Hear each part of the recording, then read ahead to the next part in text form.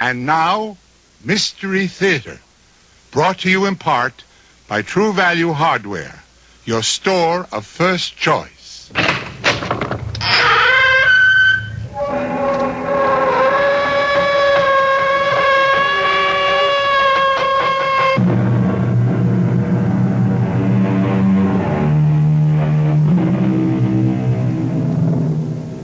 Come in.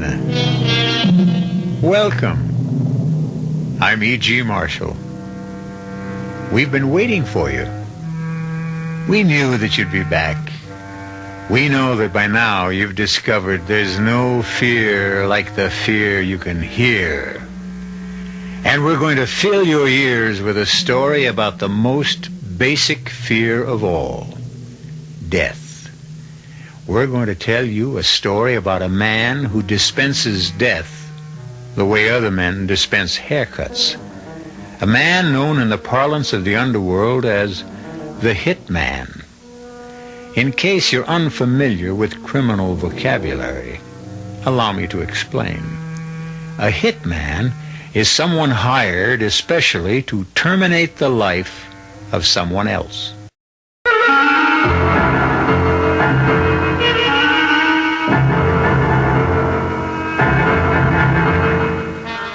Our mystery drama, The Hitman, was written especially for the Mystery Theater by Henry Slessor and stars Mike Kellen.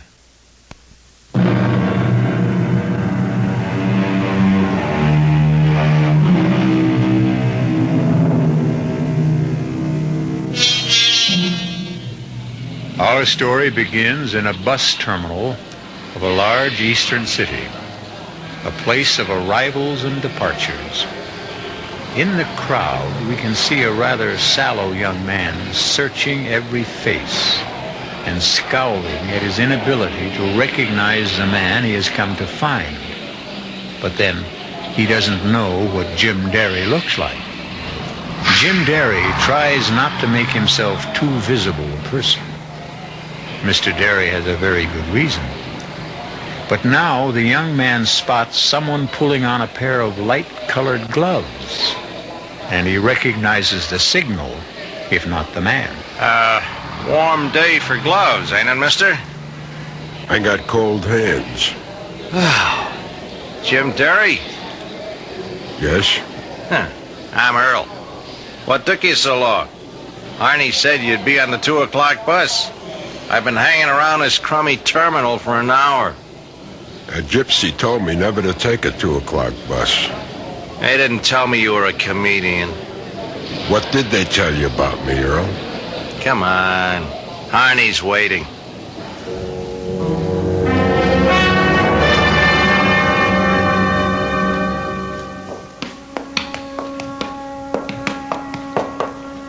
So, this is Harney's warehouse. Oh, it's his warehouse, but he don't do much warehousing in it. Come on. His office is right here. Yeah, who is it? It's Earl, Mr. Harney. Come in. You took your sweet time getting here. Well, it wasn't my fault, Mr. Harney. He didn't show until 4 o'clock. Sad dear, Derry. I hire somebody, I expect a little punctuality. Well, I told you. You didn't have to go outside the organization. I could handle it for you, Mr. Harney. I said shut up. I hate these family quarrels. Do you want to talk business now, or should I come back later? We talk now. Good. And give the kid a quarter and send him to the movies. Beat it, Earl. Yeah, okay.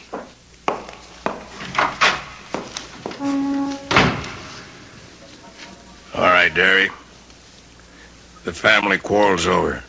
Now let's talk shop. Okay. My price is $3,000 for the hit. I do good, clean work, pick my own time and place, and never get my clients involved. How does that sound? Sounds fine. This is a private case. Strictly private. Guy named Eddie Breach. Breach used to work for me.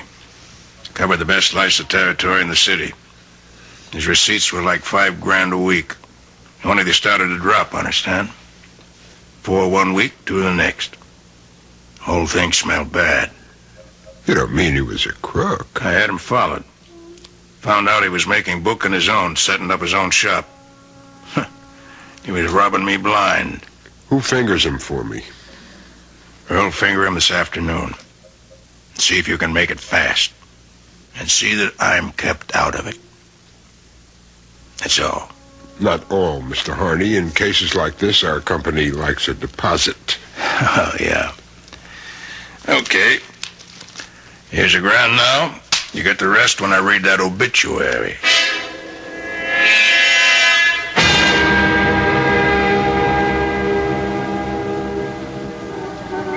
It's almost 6 o'clock. We've been staring at that apartment house for half an hour. Now you know how I felt, Derry, waiting in that bus station.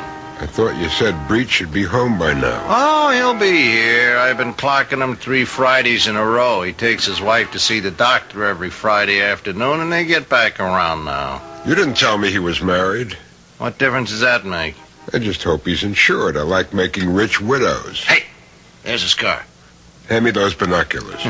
Don't forget to get a look at his wife. She's worth seeing, even if she is a cripple. What? Look for yourself. A wheelchair? He's taken a wheelchair out of the back. She's got a nice pair of legs. Only they don't move. Paralyzed? That's right.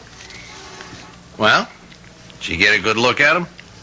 Yes, I got a good look. Let's go.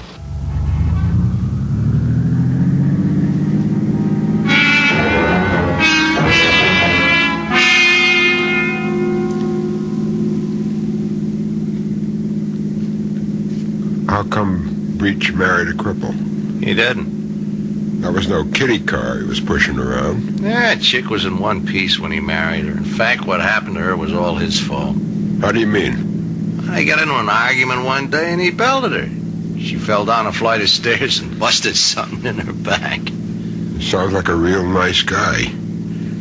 It'll be a pleasure to do business with him. Yeah, well, don't forget who you're doing it for. Harney's paying you for this job, not Mrs. Breach.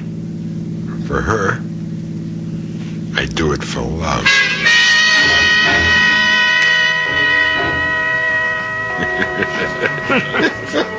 Good afternoon, mister. A lot cooler in here, isn't it? Yeah. It's a refrigerator. What are you having? Making a beer. Right. I just hit this town yesterday. Still haven't found out where the action is. So? A friend of mine told me I might do myself some good here. You know anything about that? Well, it depends upon what kind of action you want. I'm flexible. For instance, I wouldn't mind doing business with a horse or two. I'm a bartender, not a bookie. This friend of mine, he told me a guy hangs around here named Breach. Eddie Breach? That's him. He said Breach might be the firm to do business with. You know him? Yeah, I know Mr. Breach. He's a nice guy. Comes in here sometimes with his wife. His wife? In here? Well, why not? I run a family place here. What's Mrs. Breach like?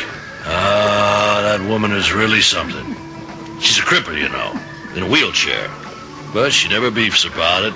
Best looking chick you ever saw, and she keeps right on smiling. Wheelchair and everything. That's tough, all right. Wheelchair. Hmm? It's like a stretch in prison. Oh, she's lucky having a husband like Mr. Breach. He's real good to her. Buys her anything she wants. Takes her to the doctor every week. The way I heard it, Breach is the one who put her in the wheelchair. Well, I wouldn't know about that, but he treats her like a queen, I can tell you that. I mean, cripple or not, that is my idea of a happy marriage. Hey, you didn't touch your beer.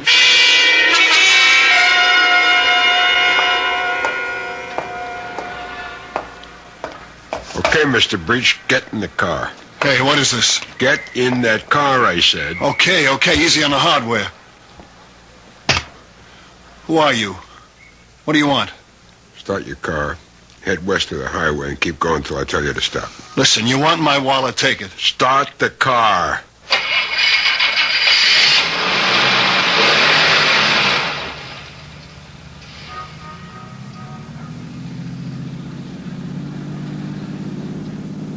You don't work for Joe Harney, do you? Keep driving. I asked you a question. I work for myself. Look, if Harney did send you, let's talk about it. I'll pay you twice what he's giving you. Just tell me how much.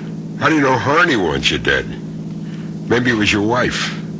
Harney's not the only one who hates your guts. Connie? You're crazy. So that's a name, huh? Connie? She wouldn't do anything like that. She needs me. Needs you for what?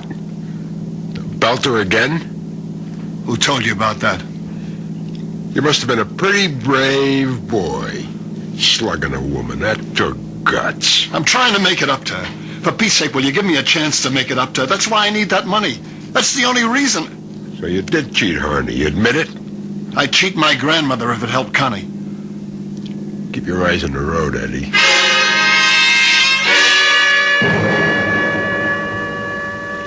All right. Take that next side road. Listen, give me a chance to talk to you, will you? That's what we're gonna have, a talk. Go on, pull over there near the billboard. All right. Answer me one question. How were you helping her? What?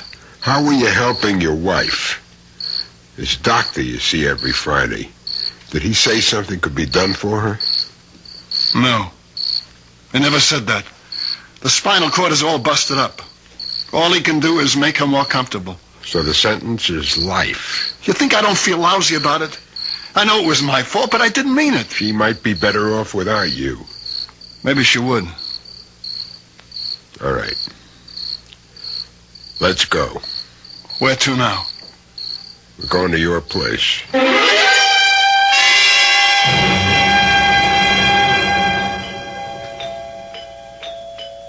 Eddie? Yeah, honey, it's me.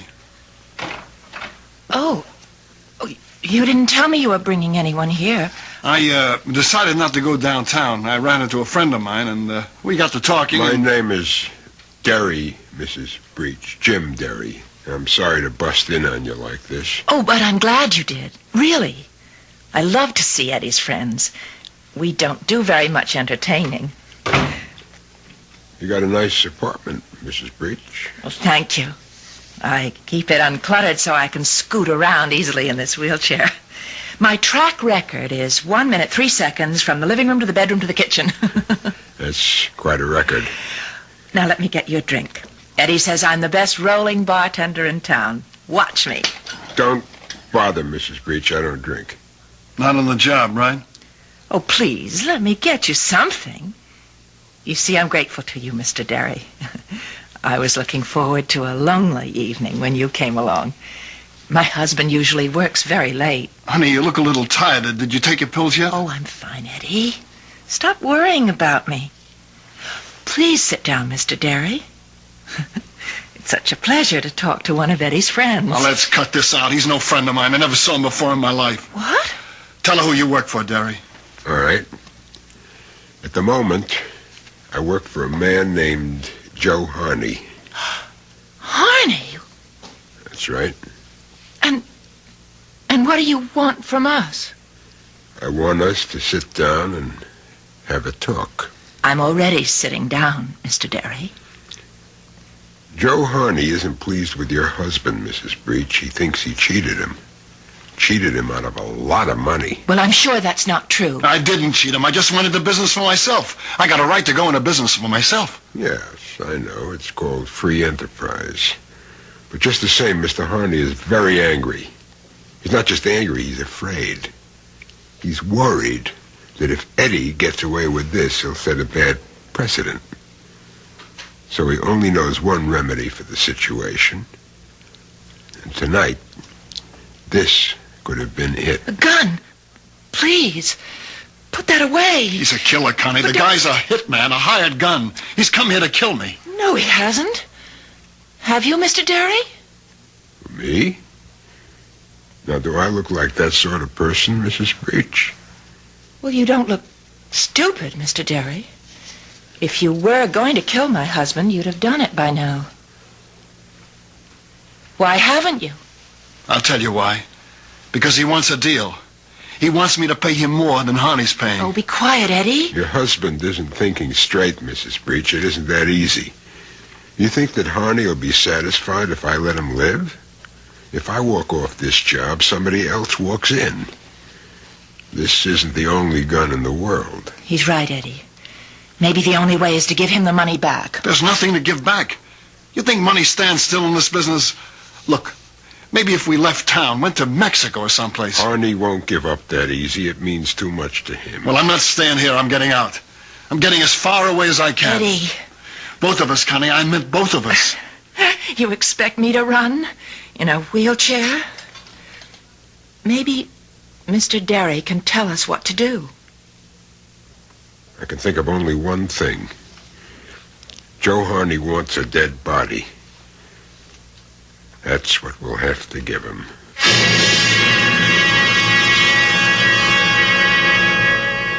Well, we seem to have encountered a hitman with a heart. At least a hitman with a soft spot for a beautiful, afflicted young woman. But Jim Derry can't fail his assignment either. If he doesn't collect the rest of the money, he may be collected himself.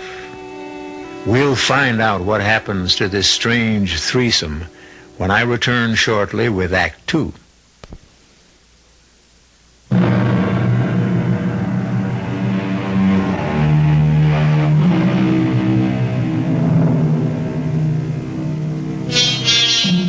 The hired killer of Eddie Breach sits in Mr. Breach's comfortable living room. But the gun which was supposed to have done the deed rests on the coffee table, and Jim Derry paces the carpet and talks to the loving couple about death. It won't be easy, understand? But it's the only idea I got. The only thing that'll satisfy Joe Harney permanently. What do you mean about a dead body? I don't mean yours. I mean somebody else's. A body that could have been yours if the job had been done. A substitute? But how is that possible? There's a way. I have to stick my neck out to do it, and there'll be some expenses. How much? I'll have to let you know. Meanwhile, get ready to move and move fast. Have your bags packed and keep them ready. Get yourself some standby reservations. Mexico, Rio, any place you want. Don't make them in your own name. Oh, and one other thing. Don't leave the apartment for any reason. But I gotta leave the apartment. I got business to do. Business? Isn't your life more important? You can't risk it. Harney hired me to take care of you, but that doesn't mean one of his goons wouldn't try to beat me to it. There's a kid named Earl. Yeah, I know Earl. He's a punk. Just the kind of punk who might try shooting you in the back. Oh, do as he says, Eddie. Please. I tell you, I gotta get out. I need cash if we're to beat it out of town. I have to make collections. Mr. Derry, wouldn't you help him? Maybe if he had a gun so he could protect himself, then... You could lend me yours, Derry. Just until we leave town. All right. Take it. I'll see what I can do. Okay. I'm leaving now. Just keep calm until you hear from me. I'll see you to the door. Mr. Derry, why are you doing this for Eddie? Because he's such a regular fella.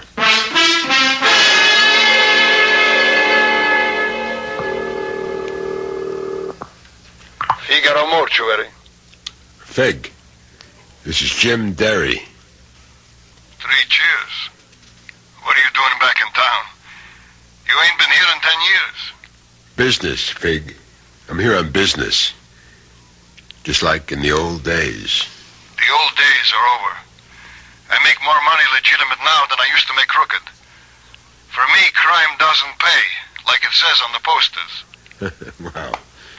This is legitimate. Almost. I want to make a purchase. What kind? You are the only store in town that has what I want, Fig. I want to buy a corpse. I don't know what I'm doing this for. I must be getting soft in the head. Tell me about the body, Fig. He's a short, heavy cookie, maybe 50 years old, full of mustaches. What does that matter? No. I guess it won't matter. Not after I get through with him. When can I take delivery? Tonight. You could bring your car around to the back of my place, say, around 11 o'clock. Okay, Fig. I'll be there. You sure there won't be any complications? No, the guy doesn't have any family. He'll end up in the city cemetery anyway. That's fine, Fig. That's just great. Come on, Derry. Come on, level with me. What are you going to do with a corpse?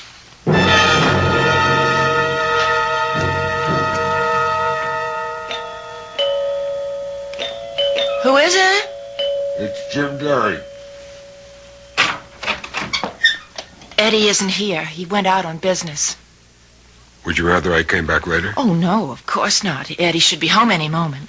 Come on in. He's been out raising money. It's wonderful how many people owe Eddie money. He's like a banker, really. You know what he tells his mother? What?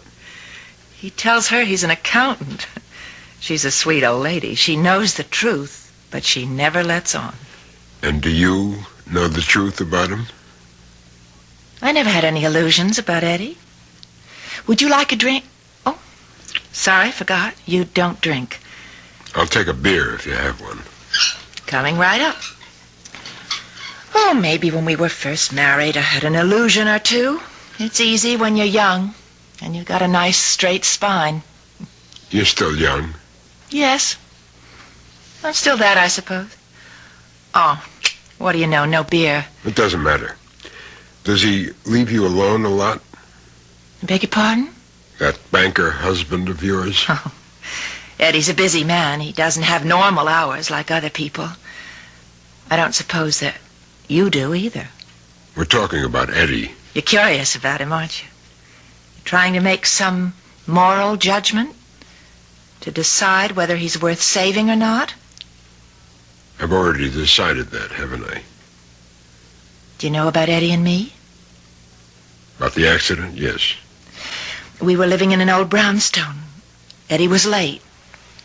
I was waiting for him at the top of the stairs with an argument all ready, and I said a lot of nasty things, and so did he, and he started to shake me, and I lost my balance.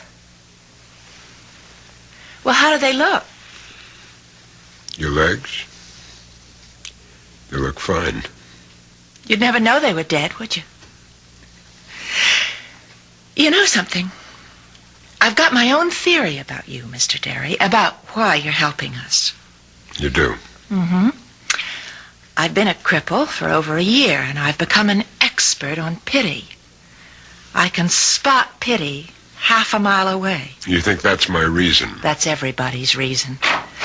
It's me, honey. Sorry. Hello, Derry. I just came to tell you that everything is set. What does everything mean? You are going to be a dead man by tomorrow morning. You can leave town as soon as you get on a plane. There's one leaving for Mexico City at 4 tomorrow afternoon. We got reservations. You better confirm them. What's going to cost me what you're doing? In cash, $1,000. $500 for me, $500 for a friend of mine.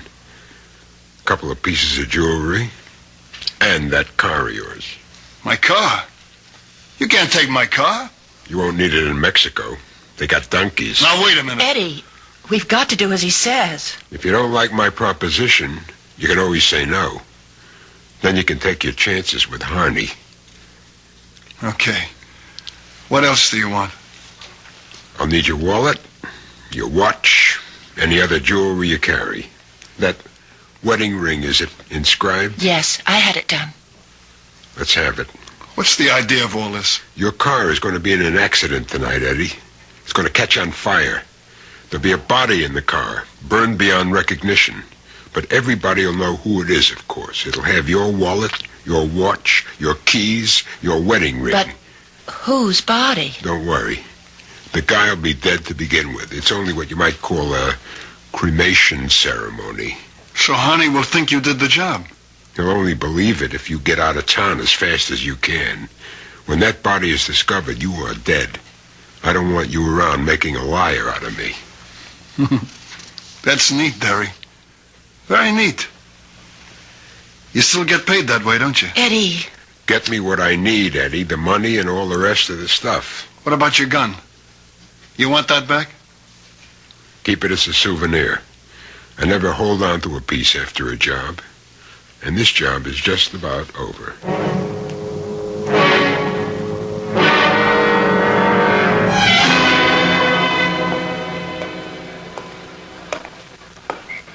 Hey, Derry. What do you want, Earl? Just want to give you a message. Mr. Harney isn't happy. Mr. Harney says he sort of expected some action by now. Tell him to read the contract again. I picked my own time and place. It says so in the small print. I thought you were supposed to be a pro. I would have had Eddie Breach stretched out and buried 2 days ago. I'm sure of it. And Harney's paying you $3,000? I would have done it for half the money. You would have done it for laughs, Earl. You know something? I ought to show him that he didn't need you. I ought to take care of Eddie myself. Harney wouldn't like that. He's liable to spank. So long, Earl. All right, Earl. Hold it. Right there. Hey, what do you guys want? I'm Lieutenant Gear, Police Department. What I want's very simple, Earl. I want you.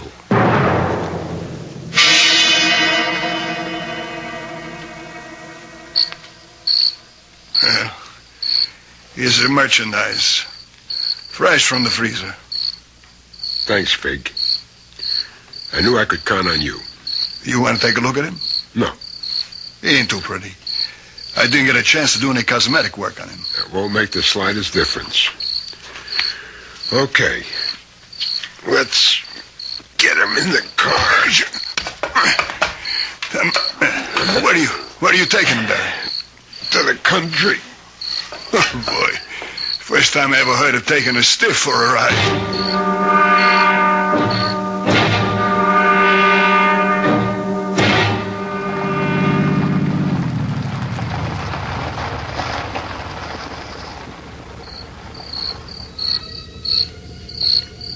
Okay, Mr. Nobody. Time for the ceremony. First, you gotta get behind the wheel. I'll dump your wallet in the clear. Now, here's your pretty jewelry. That ring is a tight fit. Now your keys, and that's about it. Except for that can of gasoline. There.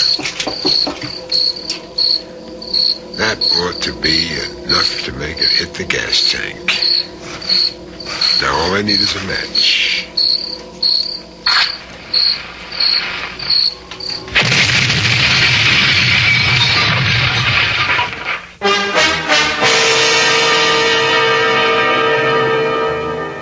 And so Jim Derry has completed his assignment. He feels rather good about the job he did, too. It was a nice combination of human sympathy and profit. $500 from Eddie Breach, $3,000 from Joe Harney, and a sense of having done something worthwhile for a change. But will Jim Derry remain pleased with himself?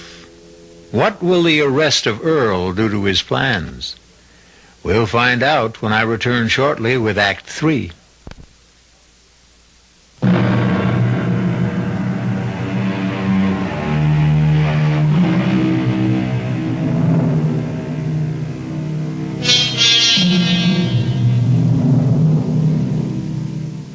Only one thing remains for Jim Derry to do.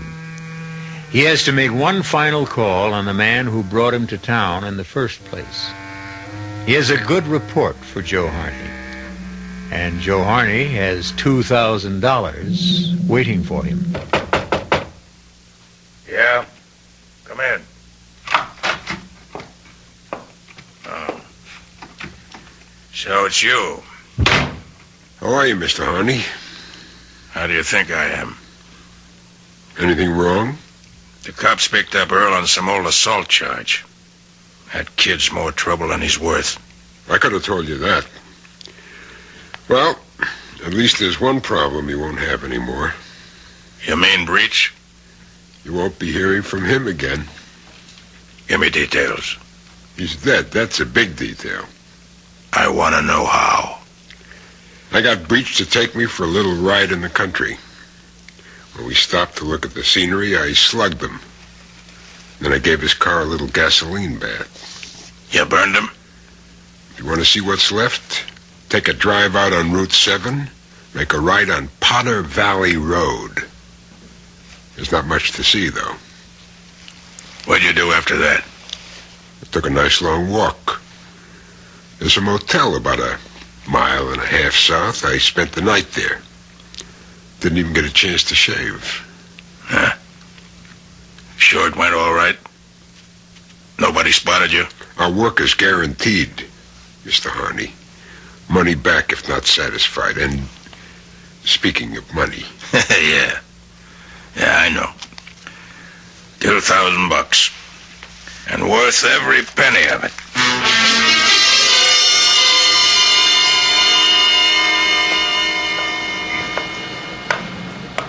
Excuse me.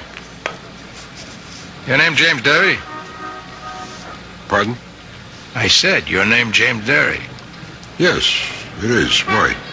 My name's Gear, Mr. Derry. Lieutenant Gear, Police Department.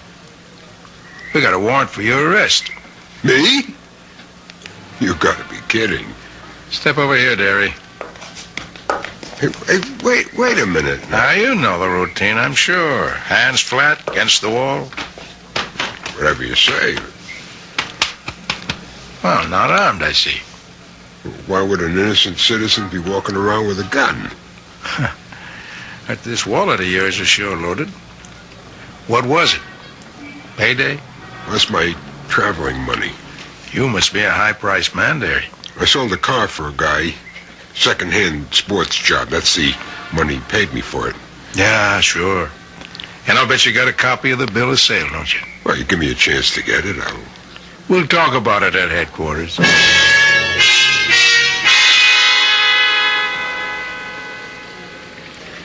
You ever use an alias, Derry? No, what for? You know a man named Joe Harney? I met him once or twice. What do you talk about? The weather. Now, don't be cute, Derry. We talked about horses. Mr. Harney likes horses a whole lot. Yeah, we know all about that. We also know that Joe Harney paid your way into town a little over a week ago. That right? I can afford my own car fare, Lieutenant. Harney brought you here to do a special piece of work for him, didn't he? Wrong. You see, Derry, there isn't very much we don't know about Joe Harney. For your information, the DA's been lining up a case against him for the last 6 months. You're hard luck that you came into the picture right now. I don't know what you're talking about. Well, maybe I can make it a little clearer. You got something I want to read to you. It's a statement from somebody you may know. Now, here it is. Listen carefully. This guy, Derry, arrived last Friday. He was brought in by Harney to cool a guy named Eddie Breach. Breach once worked for Harney, but then he got to taking bets on his own book. And that made Harney sore, so he decided to kill him. Derry's price for the job was $3,000. Derry was staying at a hotel called the Gracie. He didn't tell Harney how he planned to kill Breach. Well, how does that sound to you, Derry? Like a fairy tale. Is it true or not? It's junk. They shouldn't make up junk like that. It's a statement we got last night by somebody who worked for Harney for the last 2 years. You know who I'm talking about? No. His name's Earl Clifford. We picked him up in an old charge, one that could have sent him to the joint for a good 10 years. He's willing to turn state's evidence in the hope of getting a lighter rap. He probably will. I never heard of Earl Clifford. You can help yourself the same way, Derry. You can help by telling the truth. I am telling the truth. We want to know why you killed Eddie Breach. Lieutenant, have you got the time? What? What time is it? 4:30. 4:30, that's what I make it to. And how is the weather out? Still warm and sunny. Good flying weather, huh? All right, what's the joke, Derry? The joke is over. I'm ready to tell you what I know, just as soon as I get a cup of coffee.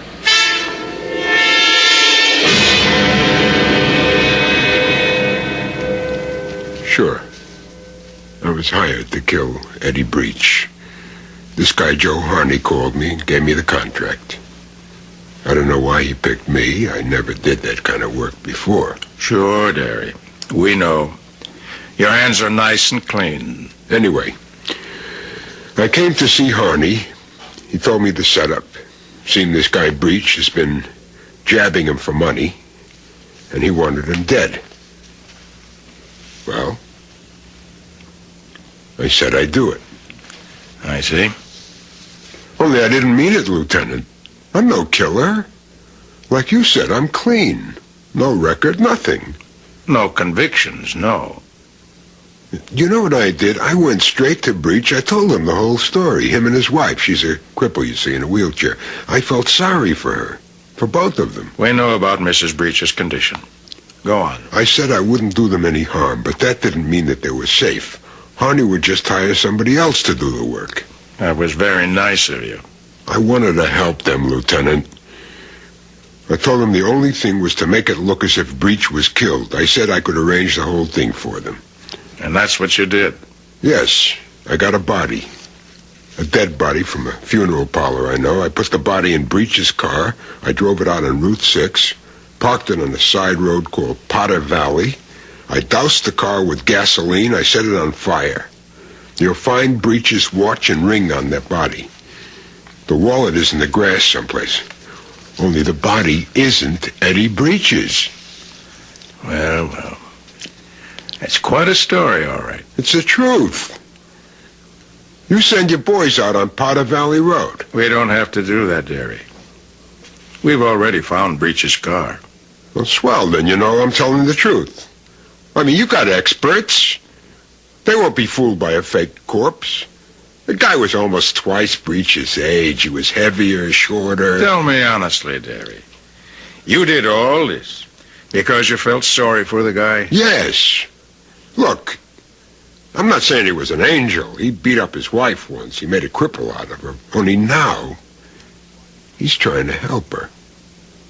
That's why he cheated Harney in the first place, to help his wife. A real sweet guy, huh? Well, Derry, too bad it isn't true. What do you mean?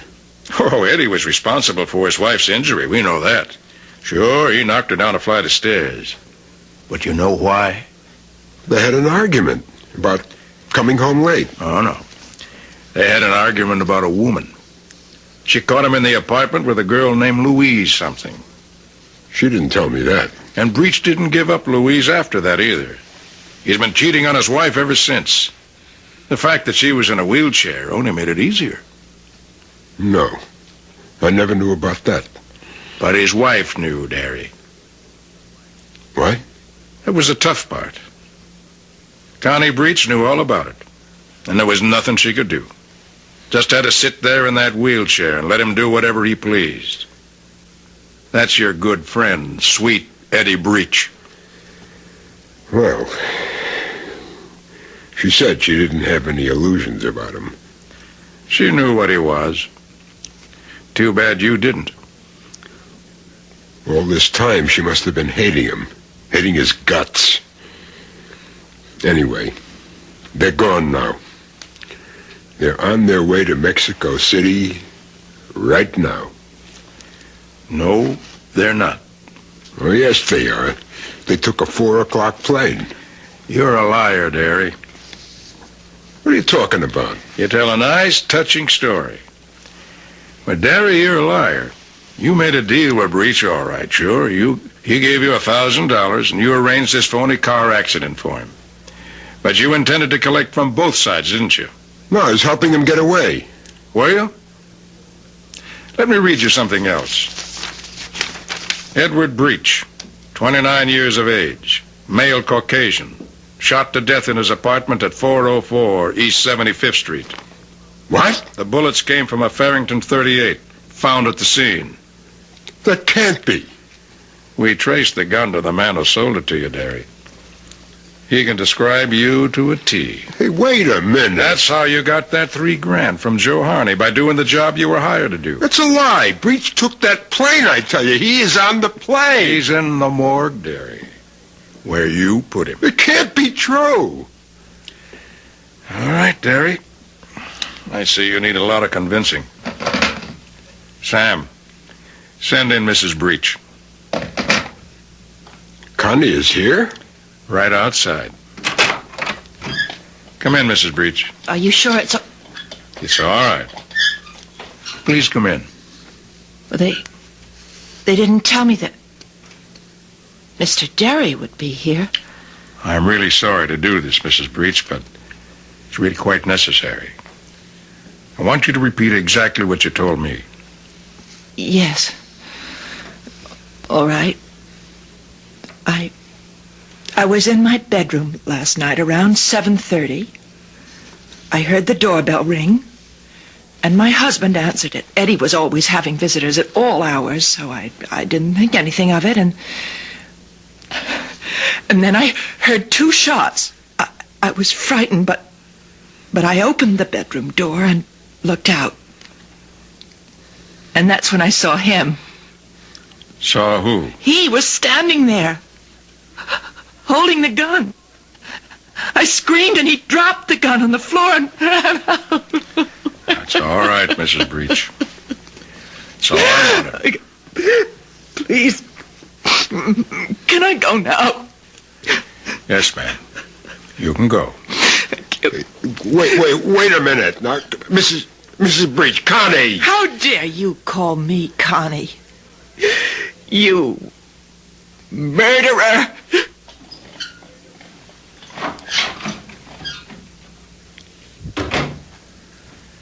That was your mistake, Derry. You should have killed her, too. You were just too soft-hearted. Or maybe just forgetful, Lieutenant. About what? What they say about the female of the species.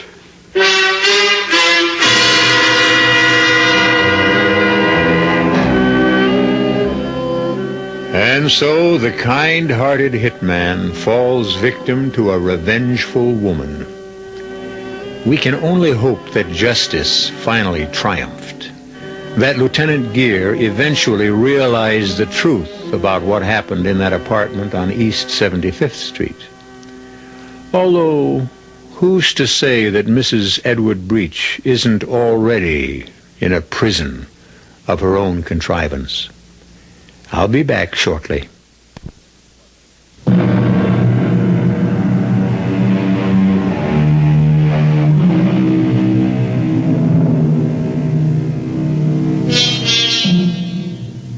We hope you enjoyed this tale of the Radio Mystery Theater. If you come back next time, I'm sure we'll have another tale of murder, trickery, deceit, terror, and other goodies. Our cast included Mike Kellen, Alan Manson, Earl Hammond, and Lon Clark. The entire production was under the direction of Hyman Brown. This is E.G. Marshall inviting you to return to our Mystery Theater for another adventure in the macabre. Until next time, pleasant dreams.